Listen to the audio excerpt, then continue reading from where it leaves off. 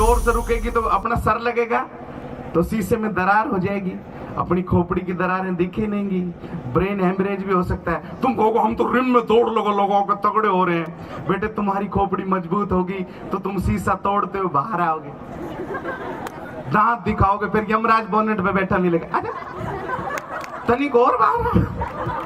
तो ऐसे थोड़ी आना छोटी सी उम्र में। तो हम दौड़ भाग के जब मांसपेशियां मजबूत करते हैं तो दिमाग भी मजबूत होना चाहिए।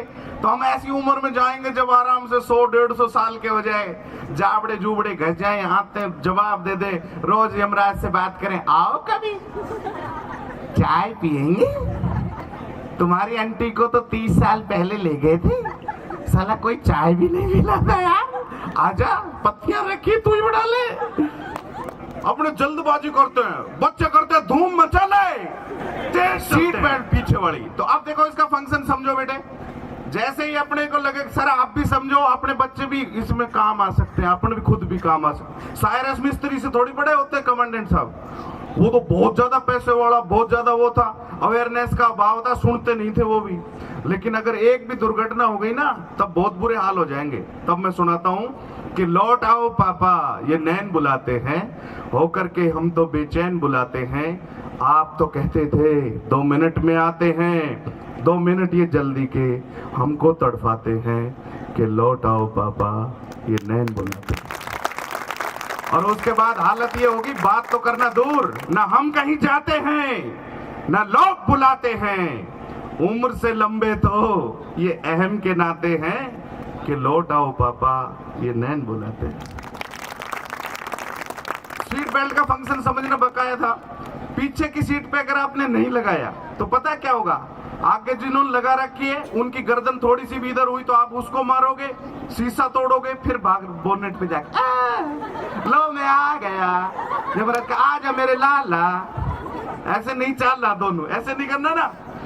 एक सच्ची घटना बता रहा हूँ कमांडेंट साहब, पता क्या हुआ, एक मोटे से आदमी को मेरे से भी डबल था, मैं कहा भाई साहब सीट बेल्ट क्यों नहीं लगाई, बोला जी मेरे लगती नहीं है। मैं कहा ऐसा कैसे, बोले तू लगा के बता। मैंने कोशिश करी, एक बिलांद रह गई, फिर मैंने दुशासन की तरह लगानू खींचने, फिर भी मेरे से भी नहीं लगी। लेकिन ना वो अवेयर था ना मैं अवेयर था। अपन इतनी बड़ी होती है कि आदमी घुस गया तो हाथी का बच्चा बैठा होगा उसको भी लपेट लेगा। बेटे लगा लिया करो। कई लोग कहते मैं तो मोटा हूं तोंद लगा दूंगा, तोंद तो लगा देगा, लेकिन जब वो गाड़ियां घूमती है ना, क्योंकि बड़े बड़े पद हो गए, बड़े बड़े पैसे हो गए, तो गाड़ियां भी तेज हो गई ना, रोड भी ऐसे हो गए, तो जब वो घूमती है ना तो कुछ नहीं बचता। आप जिधर गए हाथ निकला, हाथ टूटेगा, गर्दन गई, गर्दन टूटेगी, ऊपर लग के ही मर जाओगे। अगर वो लगी तो उसमें बच सकते हो। तो ये इसलिए सीट बेल्ट जरूरी है। सीट बेल्ट का 194B में होता है ना, 194B का होता है, सीट बेल्ट जरूरी है। और ये तुम्हें पूछ भी सकते हैं कंपटीशन के लिए। मैंने भी IAS के 2 बार इंटरव्यू दिए थे। अब मैं मसूरी पढ़ाता हूँ, हैदराबाद पढ़ाता हूँ, और यहाँ सारी कोचिंगों में IAS तक पढ़ाता हूँ। तो बावड़ा थोड़ी हूँ मैं, तो मैं समझा रहा हूँ ना, ये बात ध्यान से सुन लेना बेटे, जान बचनी चाहिए। मेरे खुद का मामा का लड़का, हमने उसको ऐसा तैयार किया, बहुत मेहनती था वो। IAS का इंटरव्यू दिया, 2 दिन बाद रिजल्ट आना था। हरियाणा रोडवेज में अवेयरनेस कम थी, सुनता नहीं था, उल्टा उतर गया, नीचे पीछे से पहिया उसके ऊपर से उतर गया। 2 दिन बाद रिजल्ट आया, 100 से नीचे रैंक थी।